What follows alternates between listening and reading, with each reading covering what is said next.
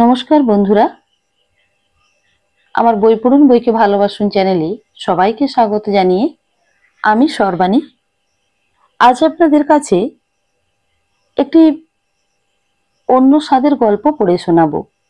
লেখক বিমল করের লেখা আমরা তিন প্রেমিক ও ভুবন। শুনতে থাকুন। আমরা তিন প্রেমিক ও ভুবন। নদীর চড়ায় শিবানীর চিতা জ্বলছিল। আমরা তিন বিগত যৌবন বন্ধু শিমুল গাছের তলায় বসেছিলাম। ফাল্গুনের শেষ, উল্টো টান ধরে গিয়েছিল দুপুরে। রোদ পাখা গুটিয়ে নিতে শুরু করেছে। নদীর বাঁকের মাথায় আকাশে সূর্য হেলে পড়ছিল। ভুবন গরুর গাড়ির উপর বসে। গাড়িটা অর্জুন গাছের ছায়ায় দাঁড় করানো। গরু দুটো গাছগাছালির ফাঁকে শুয়েছিল। শিবানীর মুখাগ্নি শেষ করে ভুবন খানিকক্ষণ চিতার কাছে দাঁড়িয়েছিল। রোদ আর আগুনের ঝলসানি গায়ে মাখেনি। তারপর গাড়িতে গিয়ে বসেছে। হাঁটুর উপর মাথা রেখে আড়াল করে সে বসেছিল। কদাচিৎ মুখ তুলছিল, তুলে শিবানীর চিতা দেখছিল। চিতার কাছাকাছি নদীর ভাঙা পাড়ের আড়ালে 4-5টি ছেলে ছোকরা আর নিত্যানন্দ। তারা মাথায় গামছা বেঁধে ভিজে তোয়ালে মুখে ঘাড়ে বুকে বুলিয়ে শবদাহে তদারকি করছিল। পুরুত মশাই আর ছোটকিলাল অনেকটা তফাতে। মাটির কয়েকটি সরা ও কলসি সামনে নিয়ে গাছের ছায়াতেও ছাতা খুলে বসে আছে। আমরা মাঝ দুপুরে এসেছি। তখন চতুর্দিক ধুধু করছিল। গরম বাতাস গায়ে মুখে জ্বালা ধরিয়ে দিচ্ছিল। এতক্ষণে যেন সব ক্রমশ জুড়িয়ে আসার মতো ভাব হয়েছে। বালি ভরা নদীর তাপ মরে আসছিল। শীর্ণ জলের ধারাটা শিবানীর চিতার পাশ দিয়ে বয়ে যেতে যেতে কদাচিৎ বাতাসে কিছু শীতলতা ছড়িয়ে দিচ্ছিল। আমরা তিন বিগত যৌবন বন্ধু শিমুলতলায় বসে শিবানীর সৎকার প্রত্যক্ষ করছিলাম। সিগারেটের টুকরোটা দূরে ছুঁড়ে দিয়ে অনাদি বলল, শেষ হতে হতে বিকেল পড়ে যাবে। বলে সে শিবানীর চিতার দিকে তাকিয়ে থাকলো। কমলেন্দু পা ছড়িয়ে আধশোয়া হয়ে বসেছিল। সে আস্তে আস্তে মাটিতে শুয়ে পড়ল। আকাশমুখো হয়ে বোধহয় শিমুলের ফল দেখবে। আমি আরেকবার ভুবনের দিকে তাকালাম। ভুবন কুঁজো হয়ে বসে, হাঁটুর উপর মাথা আর 2 হাত মুখ আড়াল করা। অনেকক্ষণ সে ওই একইভাবে বসে আছে। তার পক্ষে এটা স্বাভাবিক। শিবানী ওর স্ত্রী। তবু আমার মনে হলো ভুবনের এতটা শোকাভিভূত ভাব ভালো দেখাচ্ছে না। সে জোর করে তার শোকের মাত্রার গভীরতা দেখাতে চাইছে। এতটা শোক পাবার তার কারণ নেই। তবু এ শোক কেন? সে কি আমাকে ঈর্ষান্বিত করতে চায়, কিংবা আমাদের তিনজনকে? কথাটা আমার বলা উচিত নয় বুঝেও যেন ভুবনের শোকে খুঁত ধরতেই বললাম, শিবানের সঙ্গে দেখা হয়েছিল মাসখানেক আগে। ভুবনের ওপর কি জন্য যেন রেগেছিল। ওর শরীর স্বাস্থ্যের কথায় দুঃখ করছিল। আমার কথায় অনাদি মুখ ফিরিয়ে দূরে ভুবনের দিকে তাকালো। কয়েক মুহূর্ত তাকিয়ে থেকে শেষে অন্যমনস্ক ভাবে বলল, আমরা বোধহয় না এলে ভালো করতাম। আমরা চুপচাপ অনাদির কথাটাই ভাবছিলাম। সবুজ একটা বুনো পাখি চিকির চিক করে ডাকতে ডাকতে চোখের পলকে আমাদের মাথার উপর দিয়ে উড়ে চলে গেল। কমলেন্দু সব জেনে শুনে বুঝে হঠাৎ বলল, কেন? আমরা না এলে কি ভালো হতো? অনাদি ধীর স্থির প্রকৃতির। আস্তে আস্তে নিচু গলায় সে কথা বলে। সামান্য অপেক্ষা করে সে বলল, ভুবন হয়তো অস্বস্তি বোধ করছে। ঠিক এই সময়ে সে বোধহয় আমাদের বাদ দিয়েই তার স্ত্রীকে ভাবতে চেয়েছিল। ভাবুক, কে তাকে বারণ করেছে?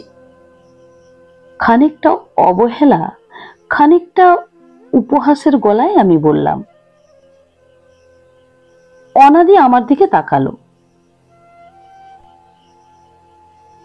আমরা ওর চোখের সামনে বসে থাকলে ভুবনের পক্ষে আমাদের বাদ দিয়ে শিবানীকে ভাবা মুশকিল। কমলেন্দু শুয়ে শুয়ে বলল, বেশ তো, তাহলে সাত সকালে লোক দিয়ে আমাদের বাড়িতে শিবানীর মারা যাবার খবর পাঠানো কেন? না পাঠালেই পারতো, কিংবা বলে দিলেই পারতো আমরা যেন না আসি। আমি বললাম, খবর না দিলে খারাপ দেখাতো, বোধহয় ভদ্রতা করে। আমিও ভদ্রতা রক্ষা করেছি। শিবানী আমাদের বন্ধু স্ত্রী, তার সৎকারে না আসায় কি ভালো দেখাতো? কমলেন্দু বলল, বন্ধু স্ত্রী শুধু কেন, শিবানী আমাদের কি কি বলবো, বান্ধবী যাই বলো, সেও তো আমাদের কিছু একটা ছিল। সে মারা গেছে, আমরা শ্মশানে আসবো না? আমি বললাম। অনাদি আর কথা বাড়ালো না। পকেট হাতড়ে আবার সিগারেট বের করলো, আমাদের দিল। নিত্যানন্দ চিতার কাছে গিয়ে খোঁচাখুচি করতে কাঠ ফেটে শব্দ হলো। সে চেঁচিয়ে কি যেন বলল। তার সহচর দুটি ছেলে তার কাছে গেল। ভুবন মুখ তুলে চিতার দিকে তাকিয়ে আছে। চিতার উপর কয়েকটি অগ্নিস্ফুলিঙ্গ যেন আতশবাজির মতো বাতাসে উড়ে ফেটে গেল, সামান্য ছাই উড়ল। একটি ছেলে কয়েকটি টুকরো ফেললো চিতায়। ভুবন চিতার দিক থেকে চোখ ফিরিয়ে উদাস ভাবে নদী, আকাশ আর জঙ্গলের দিকে তাকিয়ে থাকলো। তারপর একসময় আমাদের দিকে মুখ ফেরালো। আমাদের মধ্যে দূরত্ব সত্ত্বেও আমার সঙ্গে তার চোখাচোখি হলো। ভুবন মুখ ফিরিয়ে নিল, নিয়ে হাঁটুর উপর কনুয়ে রেখে গালে হাত দিয়ে নদীর দিকে তাকিয়ে থাকলো। ওর এই ভঙ্গি আমার ভালো লাগলো না। মনে হলো আমাদের যেন সে আর দেখতে পারছে না, উপেক্ষা করছে। বাড়াবাড়ি দেখলে আমার রাগ হয়। ভুবনের এতটা বাড়াবাড়ি দেখে আমার কেমন রাগ আর বিরক্তি হচ্ছিল। আতিশয্য কেন? আমরা কি জানি না শিবানীর সঙ্গে ভুবনের সম্পর্ক কি ছিল? তবু ভুবন এমন ভাব দেখাচ্ছে যেন আমরা কিছু জানি না, যেন শিবানী তার সর্বস্ব ছিল। শিবানীর মৃত্যুতে তার বিশ্বভুবন অন্ধকার হয়ে গেছে। দুঃখের মধ্যে আমার হাসি পাচ্ছিল। ভুবনের বোকামি শেষ নেই। তুমি যে কাকে এত শোক দেখাচ্ছ ভুবন, তবু যদি শিবানীর ভালোবাসা পেতে। শিবানী তোমায় ভালোবাসেনি, যদিও শেষ পর্যন্ত তোমায় বিয়ে করেছিল। তুমি স্বামী হয়েছিলে বলে যা পাবার পেয়ে গেছো তা ভেবো না, বরং শিবানীর ভালোবাসা বলতে যা, তা আমি পেয়েছিলাম। ফাল্গুনের দমকা বাতাস এলো দক্ষিণ থেকে। নদীর তপ্ত বালির ওপর দিয়ে ঘূর্ণি তুলে ঘোলাটে বাতাস নাচতে নাচতে জঙ্গলের দিকে চলে গেল। ভুবন আবার হাঁটুর মধ্যে মাথা গুঁজে আড়াল করে বসলো, যেন সে কাঁদছে। ভুবনের এত আতিশয্য আর আমার সহ্য হচ্ছিল না। অনাদি আর কমলেন্দুকে বললাম, আমরা একটু আড়ালে গিয়ে বসি না হয়। বলে উপহাসের গলায় মন্তব্য করলাম, ভুবন বাবুর আমাদের হয়তো সহ্য হচ্ছে না। অনাদি যা বলল। কমলেন্দু শিমুল ফুল দেখছিল, নাকি আকাশ কে জানে। সে বলল, তাতে যদি ভুবন শান্তি পায় আমার আপত্তি নেই। আমার বরং শিবানী চিতার কাছে বসে তাকিয়ে থাকতে খুব খারাপ লাগছে। তাই বুঝি শুয়ে আছো, আকাশ দেখছো? কমলেন্দু কথার জবাব দিল না। অনাদি এবার বলল, আমারও কেমন অস্বস্তি লাগছে, একটু আড়ালে দূরে গিয়ে বসাই ভালো। তাছাড়া এবার এদিকে রোদ ঘুরে গেছে, বসে থাকা যাবে না। আমরা আরো অল্পক্ষণ বসে থেকে শিমুলতলা ছেড়ে উঠে পড়লাম। তারপর তিন বন্ধু শিবানীর চিতা এবং ভুবনের দৃষ্টি থেকে সরে অন্যদিকে চলে যেতে লাগলাম। খানিকটা দূরে এসে আমরা বসলাম। এখানে ঘন ঝোপঝাড় আর ছায়া, মাথার ওপর নিম গাছ, সামনে কুলঝোপের ওপর দিয়ে নদী দেখা যায়। মাঝে মাঝে পাখির ডাক ছাড়া আর কিছু কানে যাচ্ছে না। নদীর বালি ছাড়া অন্য কিছু চোখেও পড়ছে না। এখানে যে যার মতো আরাম করে বসলাম, বসে নিশ্চিন্ত হলাম। কিছুক্ষণ আমাদের মধ্যে ছোটখাটো দু চারটি কথার বিনিময় হলো। শিবানী এভাবে আচমকা একটা অসুখে মারা যাওয়ায় আমরা দুঃখিত। শেষে আমরা একে একে কেমন নীরব হয়ে গেলাম। নদীর দিকে অপরাহ্নের স্থিমিত ভাব নামছিল। আমরা তিনজনেই কখনো কখনো নদী, কখনো শূন্যতা, কখনো গাছপালা, কখনো পায়ের তলার ঘাস মাটি দেখছিলাম এবং পরিপূর্ণ নীরব হয়ে গিয়েছিলাম। অনেকক্ষণ এইভাবে বসে থাকার পর হঠাৎ কমলেন্দু কেমন করে যেন নিঃশ্বাস ফেলল। দীর্ঘ নিঃশ্বাস নয়, তার চেয়েও যেন গভীরতাপূর্ণ কিছু। তার নিঃশ্বাসের শব্দে আমরা ওর দিকে সচকিত হয়ে তাকালাম। কমলেন্দু সুপুরুষ, তার মুখ এখনো দু মুহূর্ত তাকে দেখার মতো। লম্বা ধরনের কাটা কাটা মুখ, রং ফর্সা, নাক এবং চোখ বেশ তীক্ষ্ণ। তার ফর্সা সুন্দর মুখে আমরা কোথায় যেন এক বেদনা দেখতে পেলাম। অনাদি বলল, কি হলো? কমলেন্দু অন্যদিকে মুখ ফিরিয়ে থাকলো কয়েক মুহূর্ত, তারপর আমাদের দিকে তাকালো। শেষে বলল, না কিছু না। কই দেখি একটা সিগারেট। প্যাকেট থেকে আমরা সিগারেটের প্যাকেটটা বের করে ওকে দিলাম। নিজে একটা সিগারেট নিয়ে ও আমাদের দুজনকে দুটো সিগারেট ধরিয়ে অনেকটা ধোঁয়া গলায় নিল। তারপর আমাদের চোখের দিকে তাকিয়ে বলল, এদিকটায় পালিয়ে এসে ভালোই হয়েছে। সামহাও আমার শিবানীর চিতার সামনে বসে থাকতে ভালো লাগছিল না। হতে পারে তখন আমি বোকা ছিলাম, বয়স কম ছিল, তবু এ কথা তো ঠিক, শিবানী আমাকে ভালোবেসেছিল। আমার চেয়ে বেশি সে আর কাউকে কখনো ভালোবাসেনি। আমরা তিন বিগত যৌবন বন্ধু পরস্পরের কথা জানতাম এবং ভুবন আমাদের চতুর্থ বন্ধুও সব জানত। কমলেন্দুর সঙ্গে শিবানীর মেলামেশা, ভালোবাসার কথা আমার অজানা নয়, কিন্তু এই মুহূর্তে সে যে দাবিটুকু জানালো তাতে আমার আপত্তি হলো না। সবচেয়ে বেশি ভালোবাসার কথা উঠলে শিবানীর কাছে আমার চেয়ে আর কেউ বেশি পেয়েছে হে আমি বিশ্বাস করি না। একেবারে সরাসরি না হলেও কমলেন্দুকে শোনাবার জন্য একটু ঠাট্টার গলা করে বললাম, আমার তো মনে হয় ওটা আমি একসময় পেয়েছি। ধীর স্থির শান্তশিষ্ট মানুষ হলেও অনাদি এখন হঠাৎ কেমন অসন্তুষ্ট ও বিরক্ত হলো। ঠোঁট থেকে সিগারেট সরিয়ে বলল, এসব তোমাদের মনের ধারণার কল্পনা।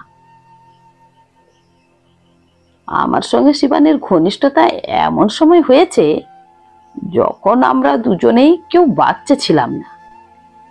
সিরিয়াসলি যদি কাউকে সে ভালোবেসে থাকে, আমি সে দাবি সবচেয়ে বেশি করতে পারি। অনাদির কথায় আমি বা কমলেন্দু আমরা কেউই খুশি হলাম না। আমাদের কথায় অনাদিও হয়নি।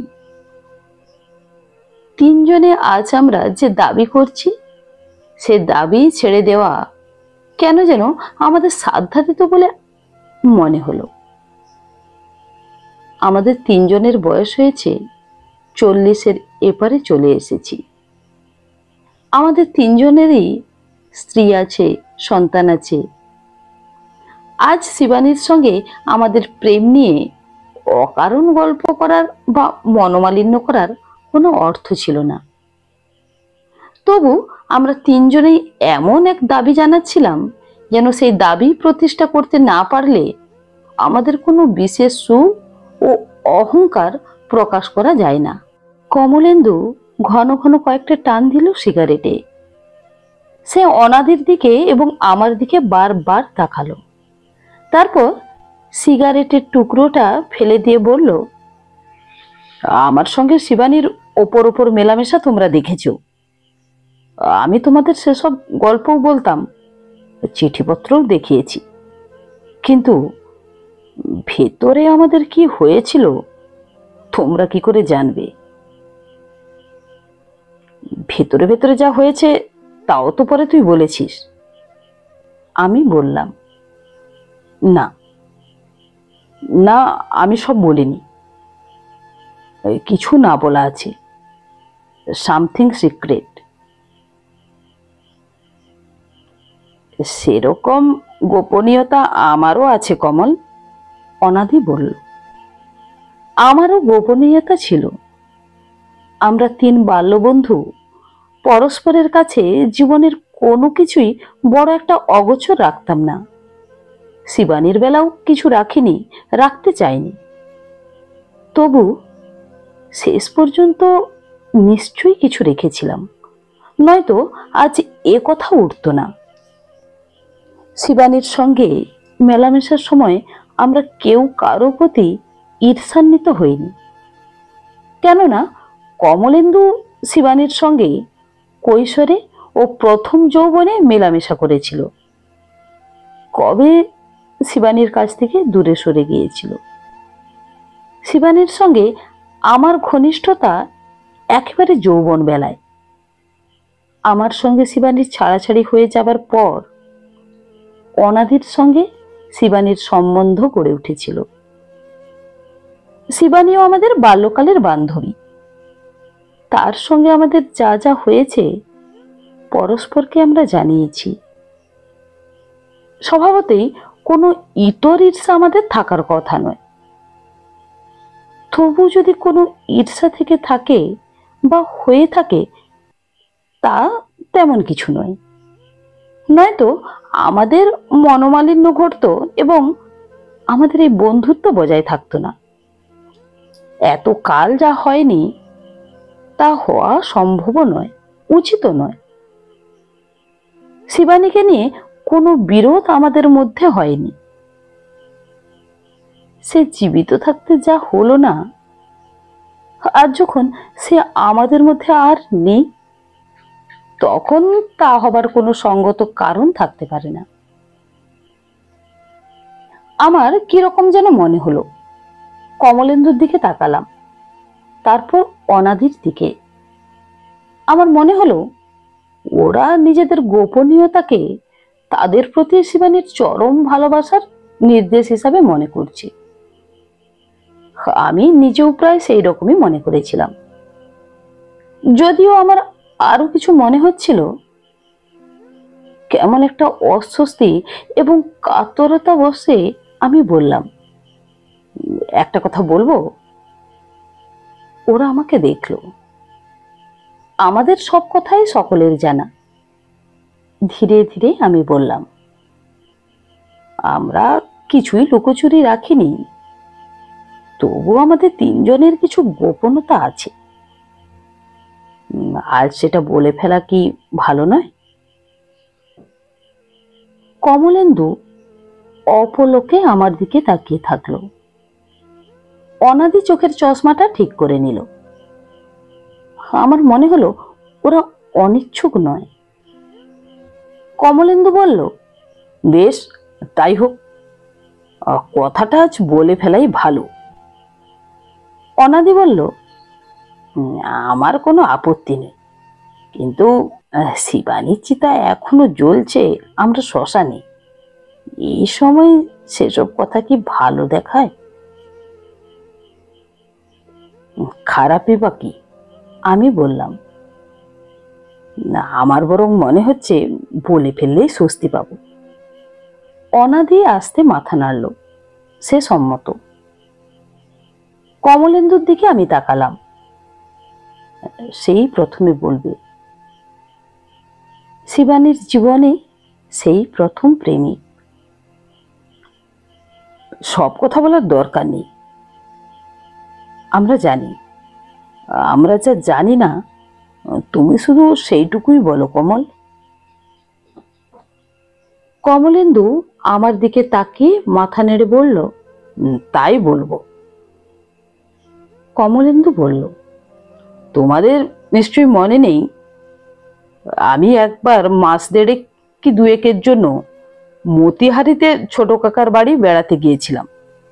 ফিরে এলাম যখন, তখন বর্ষার শুরু। আমাদের ম্যাট্রিকের রেজাল্ট আউট হয়ে গেছে। বাবা পাটনায় মেসমশাইকে আমার কলেজে ঢোকার সব ব্যবস্থা করতে চিঠি লিখে পাঠিয়েছেন। পরীক্ষায় আমার রেজাল্ট কি হয়েছিল তোমরা তা জানো। কলেজে পড়তে যাবার আনন্দে তখন খুব মশগুল হয়ে আছি। বাড়িতে 24 ঘন্টা আমাদের ঘটা চলছে। শিবানীর সঙ্গে তখন আমার গলায় গলায়। মতিহারিতে সে আমায় চিঠিও লিখত। তার মা বাবার কথা তোমরা জানো। পয়সা কড়ি থাকার জন্যে, আর তার বাবা মনোজ কাকা বেভিন স্কিমে বিলেতে ঘুরে আসার পর একটু সাহেবি হয়ে গিয়েছিল। শিবানীকে শাড়ি ধরাতে ওরা দেরি করেছিলেন। আমি যখন মতিহারিতে, তখন শিবানী শাড়ি ধরেছি। চিঠিতে আমায় লিখেছিল। ফিরে এসে দেখলাম ছিপছিপে শিবানীকেই শাড়ি পরে একেবারে অন্যরকম দেখাচ্ছে। বেশ বড় হয়ে গেছে, বেশ বড়। কই, আর একটা সিগারেট দাও। অনাদি কমলেন্দুকে সিগারেট দিল। সিগারেট ধরিয়ে কমলেন্দু কেমন অন্যমনস্ক হয়ে থাকলো সামান্য। তারপর বলল, একদিন বিকেলবেলা নাগাদ সাংঘাতিক বৃষ্টি নেমেছিল। যেমন ঝড় তেমন বৃষ্টি। এক একটি বাজ পড়ছিল, যেন মনে হচ্ছিল ঘর বাড়ি গাছপালায় আগুন ধরিয়ে ছাই করে দেবে। আর তেমনি আকাশ পাকা জামের মতো কালো। দেখতে দেখতে যেন সন্ধে। দোতলায় আমার ঘরে আমি দরজা জানালা বন্ধ করে বসে। একটা জানালা, যেটা দিয়ে ছাঁট আসছিল না জলের, খুলে রেখেছিলাম। উল্টো দিকে শিবানীর মা ললিতা কাকিমার শোবার ঘরের গায়ে শিবানীর ঘর। আমার ঘর থেকে শিবানীর ঘর দেখা যায়, কিন্তু খানিকটা দূর। আমরা আমাদের ঘরে বসে বসে জানালায় দাঁড়িয়ে হাতটাত নেড়ে হাসি তামাশা করছিলাম। কখনো কখনো ঝড় বৃষ্টির মধ্যে চেঁচিয়ে কিছু বলছিলাম। শব্দ বড় একটা পৌঁছাচ্ছিল না। আমি অনেকক্ষণ ধরে শিবানীকে ডাকছিলাম, ইয়ার্কি করি। তাকে ইশারা করে বলছিলাম শাড়ি পরে মাথায় ঘোমটা দিয়ে চলে আসতে। শিবানী আমায় বুড়ো আঙুল দিয়ে কাঁচকলা দেখাচ্ছিল। এই রকম করতে করতে একেবারে সন্ধে হয়ে গেল। পেয়ারা গাছের ডালের পাশ দিয়ে শিবানীর ঘরের অনেকটাই চোখে পড়ে আমার। সে আমায় দেখিয়ে দেখিয়ে জানালায় বসে চুল বেঁধেছে।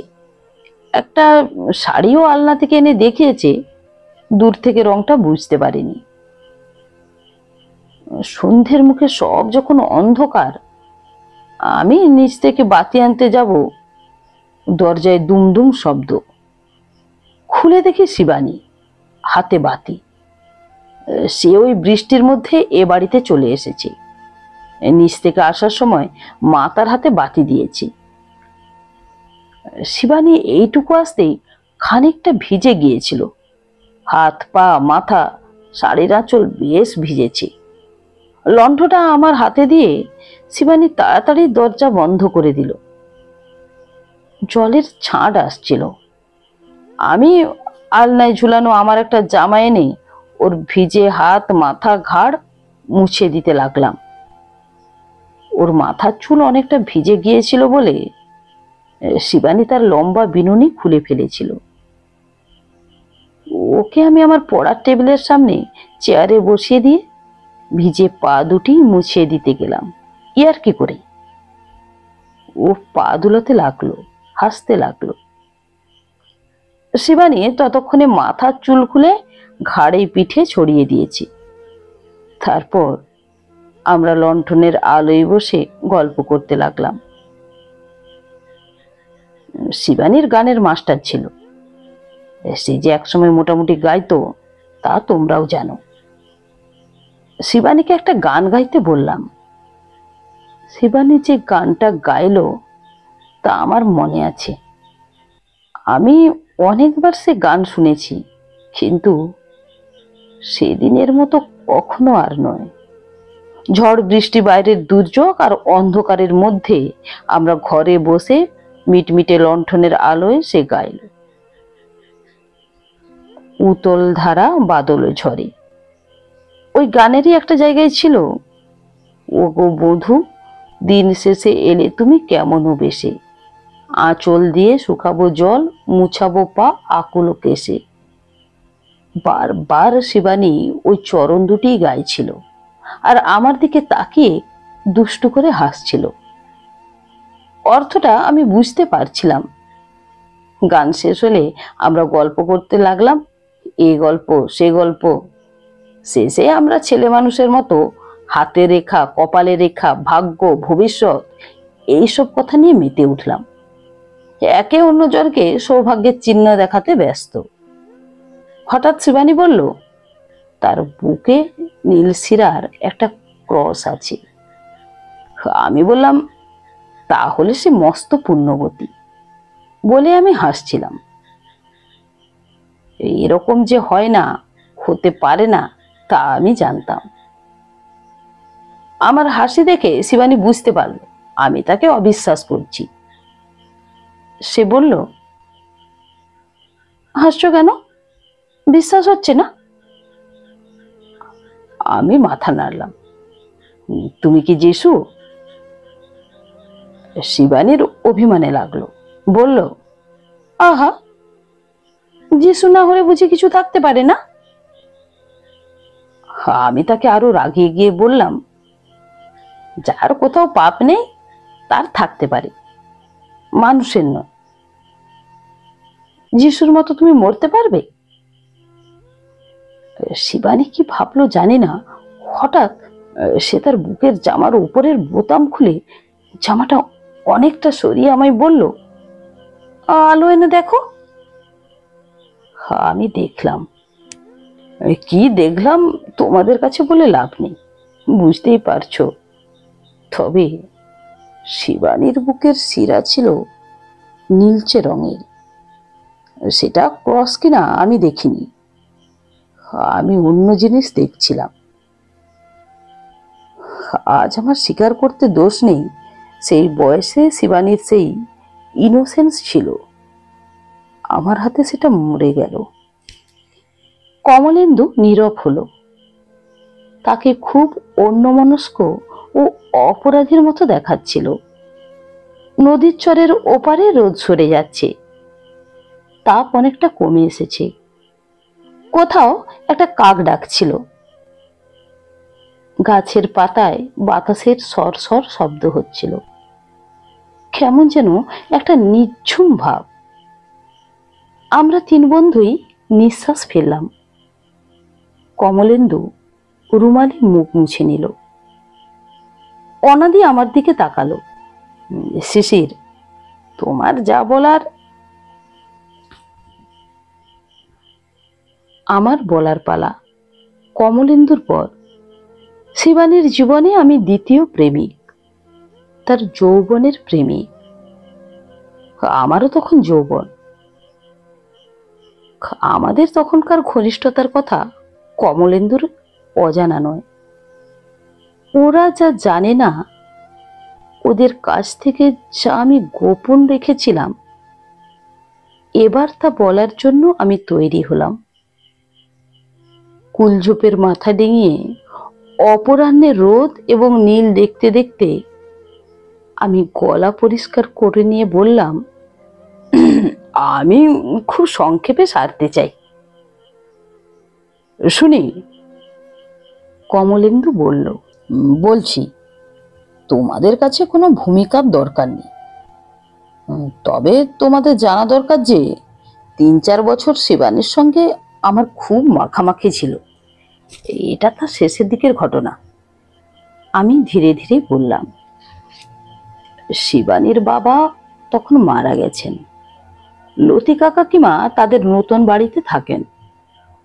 আমি আবার ইলেকট্রিক্যাল অ্যাপ্রেন্টিসশিপ শেষ করে পাওয়ার হাউসে চার্জে রয়েছি। শিবানীর সঙ্গে আমার সম্পর্কটা তখন এমন অবস্থা যে তোমরাও ভাবতে আমি তাকে বিয়ে করব। লতিকা কাকিমাও ভাবতেন। শিবানীরও তাতে সন্দেহ ছিল না। সন্ধ্যাবেলা ওদের বাড়ি গিয়ে আমাকে তখন বাইরের বারান্দায় অপেক্ষা করতে হতো না। সোজা ড্রয়িং রুমের পর্দা সরিয়ে বাঁদিকের দরজা দিয়ে শিবানীর শোবার ঘরে চলে যেতে পারতাম। গল্পগুজব, গান বাজনা, খাওয়া দাওয়া সেরে যখন বাড়ি ফিরতাম তখন রাত হয়ে গেছে। শিবানী আমায় ফটক পর্যন্ত এগিয়ে দিয়ে যেত। আর প্রায় রোজই ফেরার সময় ফটকের কবরী ঝোপের আড়ালে দাঁড়িয়ে সে আমায় চুমু খেত।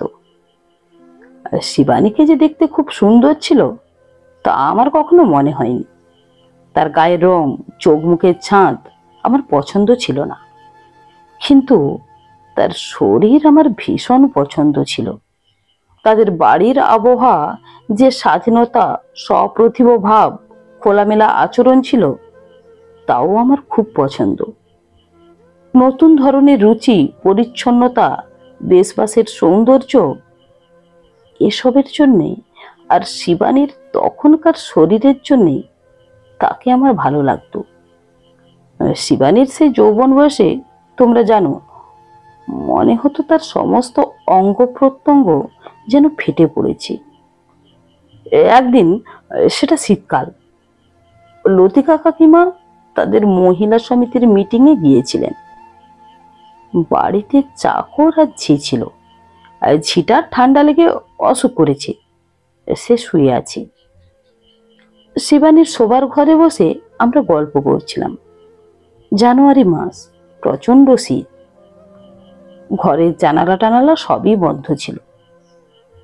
সাধারণ একটা কথা নিয়ে আমরা দুজনেই হাসছিলাম এবং হাসতে হাসতে শিবানী বিছানায় গিয়ে লুটিয়ে পড়ল। সে এমন ভাবে লুটিয়ে পড়েছিল যে তার একটা হাত মাথার উপর দিয়ে বালিশে পড়েছে, অন্য হাতটা তার কোমরের কাছে বিছানায় অলসভাবে পড়ে আছে। তার মুখ সিলিংয়ের দিকে। মাথার উপর হাত থাকার জন্য তার বুকের একটা পাশ আরো স্ফীত হয়ে উঠেছে। শিবানীর কোমরের তলা থেকে পা পর্যন্ত বিছানা মাটিতে ধনুকের মতো বেঁকে, কিংবা বলা ভালো ঢেউয়ের মতো ভেঙে পড়েছে। বিছানার উপর সুজনিটা ছিল কালচে লাল, তাতে গোলাপের মতো নকশা। শিবানীর পরনের শাড়িটা ছিল সিল্কের, তার রং ছিল সাদাটে। ওর ভাঙা শরীরে বা আছড়ে পড়া শরীরের দিকে তাকিয়ে আমার আত্মসংযম নষ্ট হয়ে গেল। ঘরের বাতি নিভিয়ে দিয়ে আমি যখন তার গায়ের পাশে, সে আমায় যেন কেমন ফিস ফিস গলায় গরম নিঃশ্বাসের সঙ্গে জিজ্ঞাসা করলো আমি কবে তার মাকে কথাটা বলবো। আমি তখন যে কোনো রকম ধাপ্পা দিতে রাজি। বললাম, কালই বলবো, কাল পরশুর মধ্যে। শিবানী যেন অন্ধকারের মধ্যে সুখের আনন্দে উত্তাপে সর্বাঙ্গ গলে যেতে শুরু করলো। সে কতবার করে বলল সে আমায় ভালোবাসে, আমি কতবার করে বললাম আমি তাকে ভালোবাসি। তারপর ঘরের বাতি জ্বালা হয়ে গেলে আমি শিবানীর ময়লা রং, ছোট কপাল, মোটা নাক, সামনে বড় বড় দাঁত আর পুরো পুরো ঠোঁটের দিকে তাকিয়ে মুখ নিচু করে পালিয়ে এলাম। তারপর থেকেই আমি পালিয়েছি। আমি থেমে গেলুম। আমার গলার কাছে একটা শীষের ডেলা যেন জমে গিয়েছে, চোখে ফেটে যাচ্ছিল। কি যে অনুশোচনা, আজ কেমন করে বলবো। নদীর ওপারে বনের মাথায় রোদ চলে গেছে, ছায়া পড়ে গেছে নদীর চর জুড়ে। ফাল্গুনে বাতাস দিচ্ছিল, ঝাঁক বেঁধে পাখিরা উড়ে আসতে শুরু করেছে। সমস্ত জায়গাটা অপরাহ্নের বিষণ্ণতায় ক্রমশই মলিন হয়ে আসছে। আমাদের তিন বন্ধুর নিঃশ্বাস পড়ল। আমি সিগারেটের প্যাকেট বের করলাম, মুখ মুছলাম মোচায়, ইঞ্জনে সিগারেট ধরিয়ে নিলাম। এবার অনাদির পালা। শিবানীর জীবনের তৃতীয় প্রেমিক অনাদের দিকে তাকালাম আমরা। অনাদি প্রায় আধখানা সিগারেট শেষ করলো, কোনো কথা বলল না। শেষে মাটির দিকে তাকিয়ে তার কথা শুরু করলো। শিবানীর সঙ্গে আমার ঘনিষ্ঠতা যখন হয়েছে তখন আমরা কেউই বাচ্চা নই। আমার বয়স 33 পেরিয়ে গিয়েছিল, শিবানী প্রায় 30। ও লতিকা মাসিমা তখন আর ঠিক বেঁচে থাকার মতো অবস্থায় নেই। আর্থ্রাইটিসের অসুখে পঙ্গু, শয্যাশায়ী। আমি ব্যাংকে অ্যাকাউন্টেন্ট হয়েছি নতুন। তোমরা ভাই জানো, মহেশ্বরী যখন কন্ট্রাক্টরের ব্যবসায় নামলো তখন আমি তার পেছনে ছিলাম। তার সঙ্গে আমার ভেতরের কথা ছিল তার লাভের একটা পার্সেন্টেজ আমায় দেবে, আমি ব্যাংকে তার সব রকম সুবিধে করে দেব। প্রথম প্রথম মহেশ্বরীর কাছ থেকে বেমক্কা 200-400 পেতাম। ব্যাংকে আমি তার সুবিধে টুবিধেও মাত্রা বাড়াতে লাগলাম। মামা ম্যানেজার, যদিও নিজের মামা নয়। মামাকে আমি নানাভাবে ইনফ্লুয়েন্স করতাম, কিন্তু মহেশ্বরী শেষে আমায় ডুবিয়ে দিল। বিশ্রী এক অবস্থায় পড়লাম। ব্যাপারটা এমন ঘোরালো হয়ে দাঁড়ালো যে আমার পক্ষে কোথাও আর আইনের ফাঁক থাকলো না। শিবানীর সঙ্গে আমার তখন মেলামেশা। সত্যি কথা বলতে কি, আমার তখন এমন কাউকে দরকার যে আমায় অর্থ সাহায্য করতে পারে। ও অন্তত একটা জামিন থাকলেও আমার পক্ষে একটু সুবিধে হয়। শিবানীদের নিজের বাড়িঘর, জমি, লতিকা মাসিমার, আমি তাকে মাসিমা বলতাম, কিছু টাকা এবং অলংকার ছিল নিজেকে বাঁচাবার জন্য। শিবানীদের শরণাপন্ন হবার কথাই ভাবছিলাম। লতিকা মাসিমা মারা গেলে সমস্ত সম্পত্তি শিবানীর হবে। তাছাড়া লতিকা মাসিমা বেঁচে থাকলেও যদি শিবানীর সঙ্গে আমার তেমন একটা সম্পর্ক দেখতে পান, তিনি আমায় বিপদ থেকে পরিত্রাণ করতে পারেন। বেশি বলে লাভ নেই, আমি শিবানীর সঙ্গে যে ধরনের সম্পর্ক পাতালাম তাতে মনে হবে আমরা যেন স্বামী স্ত্রী। আমি শিবানীর অঙ্গ স্পর্শ করিনি, মানে সেভাবে নয়, আমার তাতে আগ্রহ ছিল না। অথচ আমি শিবানীদের বাড়িতে সারাদিন থেকেছি, খেয়েছি, বিছানায় শুয়েছি, লতিকা মাসিমার জন্য ডাক্তার, ওষুধপত্রের ব্যবস্থাও করেছি। শিবানীর ও তাদের সংসারের তদারকিও করেছি। আমার উপর লতিকা মাসিমার সুনজর পড়ল। শিবানী প্রথম প্রথম আমায় কি ভাবতো জানি না, পরে সে আমার উপর নির্ভর ও বিশ্বাস করতে লাগলো। তখন চাকরিতে আমার গন্ডগোল বেঁধে গেছে। মামার জোরে তখনও জেলে যায়নি, কিন্তু মহেশ্বরীকে মামলায় জড়িয়ে পড়তে হয়েছে। শরীর খারাপের অজুহাতে আমি ছুটি নিয়েছি পুজোর মুখে। আমার বাড়ি বলতে এক মা, বাড়ির সঙ্গে সম্পর্ক প্রায় তুলেই দিয়েছিলাম। ছুটি নিয়ে শিবানীদের বাড়িতেই পড়ে আছি। দুশ্চিন্তায় খাওয়া নেই, ঘুম নেই, চোখ মুখ শুকিয়ে হলুদ হয়ে গেছে। এমন সময় একদিন বিকেল থেকে লতিকা মাসির খুব বাড়াবাড়ি অবস্থা হলো। ডাক্তার ডেকে আনলাম, ওষুধপত্র চলতে লাগলো নতুন করে। সেদিন সন্ধ্যার পর লতিকা মাসির অবস্থা যখন একটু ভালো হলো, আমি বাইরে শিবানীদের বাড়ির বাগানে একা একা ঘুরে বেড়াচ্ছিলাম। অন্ধকারে এমন সময় কখন শিবানী পাশে এসে দাঁড়ালো। দু চারটে কথা বলার পর সে বলল, আমি আর কতদিন এভাবে দুশ্চিন্তায় দুর্ভাবনা নিয়ে বসে থাকবো। আমি তখন জামিন এবং টাকার কথা বললাম। শিবানী কিছু না ভেবেই বলল, লতিকা মাসির কাছে সে সব বলবে। আমরা দুজনেই তখন একটা শিউলি গাছের কাছে দাঁড়িয়েছিলাম। অনেকদিন পরে হঠাৎ আমার নাকি শিউলি ফুলের গন্ধ লাগলো। আমি শিবানীর হাত টেনে নিয়ে কৃতজ্ঞতায় কেঁদে ফেলেছিলাম। আমার সেই কান্না কুকুরের মতো। শিবানী আমায় সান্ত্বনা দিল, পরে বলল,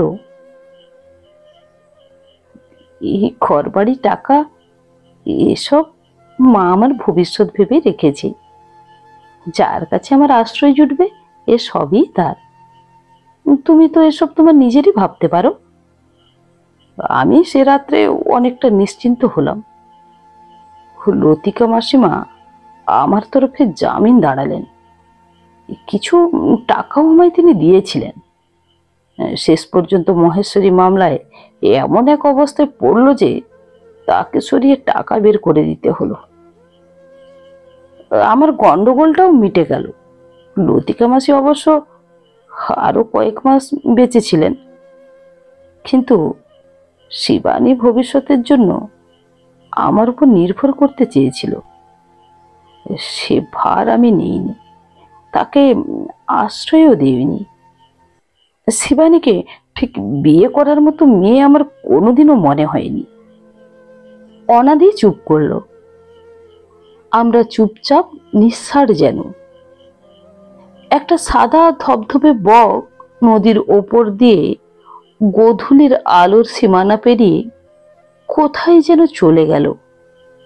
কমলেন্দু বলল, লতিকা কাকিমার টাকাটা তুমি ফেরত দাওনি?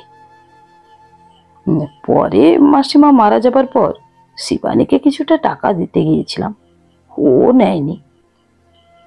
আর কোনো কথা হলো না।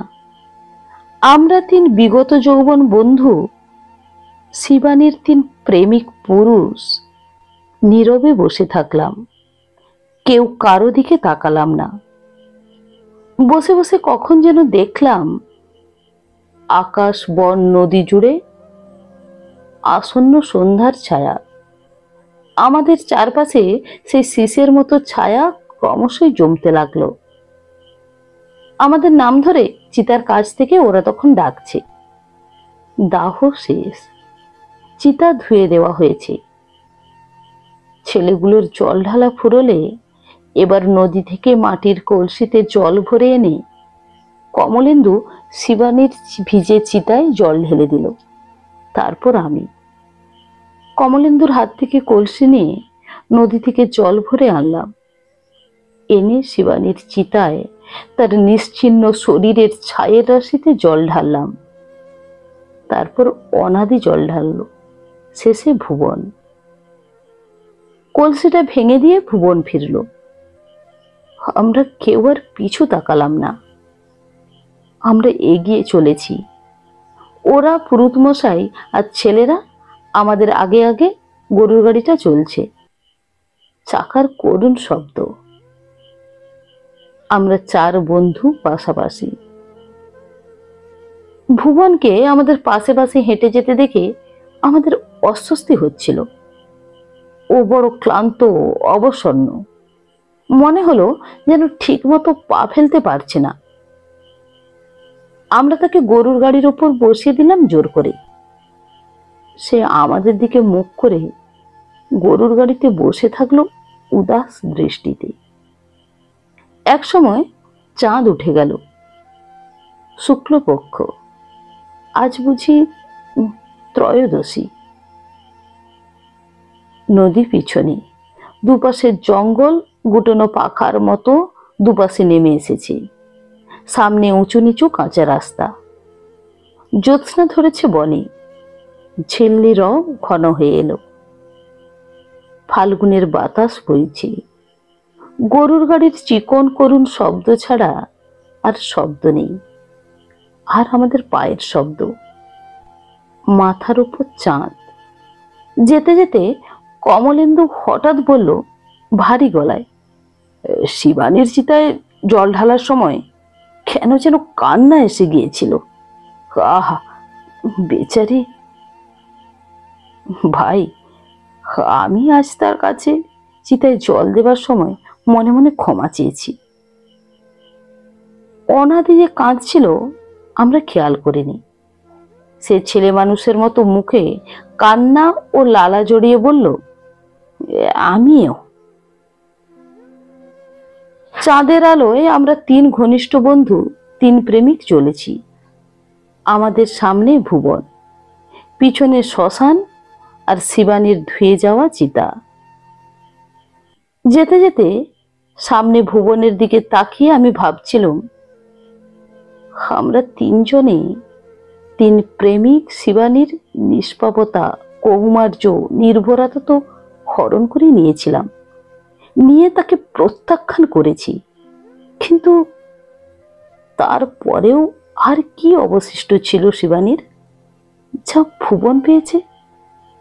কি পেয়েছে ভুবন যার জন্য তার এত ব্যথা? চাঁদের আলোয় ভুবনকে কেমন যেন দেখাচ্ছিল। তার চারপাশে নিবিড় ও নীলাভ স্তব্ধতা, মগ্ন যে চরাচর তা ক্রমশই যেন ব্যাপ্ত ও বিস্তৃত হয়ে এক অলৌকিক বিষণ্ণ ভুবন সৃষ্টি করছিল। এ যেন আমাদের ভুবন নয়, অথচ আমাদেরই ভুবন। বন্ধুরা, আমার এই গল্প পাঠ যদি আপনাদের ভালো লেগে থাকে তাহলে আমার গল্পটিতে একটি লাইক দিয়ে আমার চ্যানেলটি সাবস্ক্রাইব করে আমার সঙ্গে থাকার অনুরোধ রইল। নমস্কার।